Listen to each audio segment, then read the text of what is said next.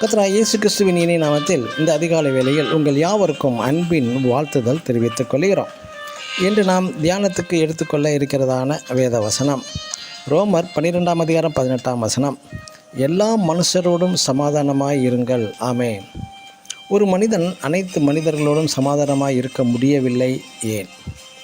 ஒருவர் சமாதானம், மூன்றாம் நபர், நாலாம் நபர் வரும்போது அச்சமாதானம் சீர்குலைந்து விடுகிறது. காரணம் என்ன? நாம் எப்படி எல்லா மனிதனோடும் சமாதானமாய் வாழ்வதற்குரிய அந்த நல்ல ஆற்றலை பெறுவது எப்படி? அது பெறதான் முடியுமா? உதாரணமாக கியூபா நாட்டோடு அண்டை நாடாகிய வெனிசுலா சமாதானமாக இருக்க முடியவில்லை. இந்த சமாதானத்திற்கு காரணமாக அமெரிக்கா ஈடுபட்டால் கியூபா அமெரிக்காவை எதிரி நாடாக பார்க்கிறது. அது மட்டுமல்ல, இஸ்ரேலும் அமெரிக்காவும் நட்பு நாடாக இருப்பதினால் ஈரான் அமெரிக்காவை எதிரி நாடாக பார்க்கிறது. சமாதானமாக இருக்க பல்வேறு முயற்சிகள் எடுத்தும் தோல்விதான் கிடைக்கிறது.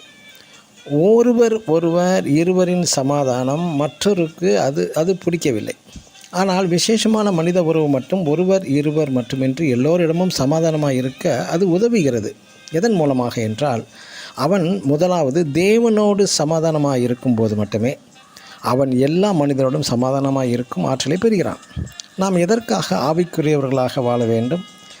நமக்கு ஏன் தேவ உறவும் தேவனுடைய ஐக்கியமும் தேவைப்படுகிறது? நாம் ஜெபம் செய்வதன் மூலமாக, வேதம் வாசிப்பதன் மூலமாக, உபவாசம் செய்தல் மூலமாக சில தேவ பக்தியின் காரியங்கள் நம்மை இணைத்து கொள்கிறது.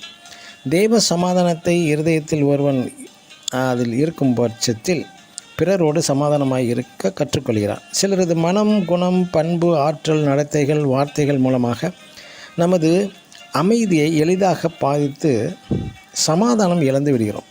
இப்படிப்பட்ட மனிதர்கள் மத்தியில் பொறுமையுடன் சமாதானமாக இருக்க வேண்டுமானால் இயற்கைக்கு அப்பாற்பட்ட அமைதி, சமாதானம் தேவனிடத்திலிருந்து மட்டுமே பெற முடியும்.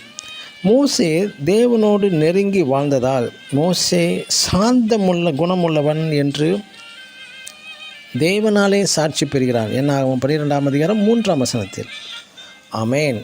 God bless you.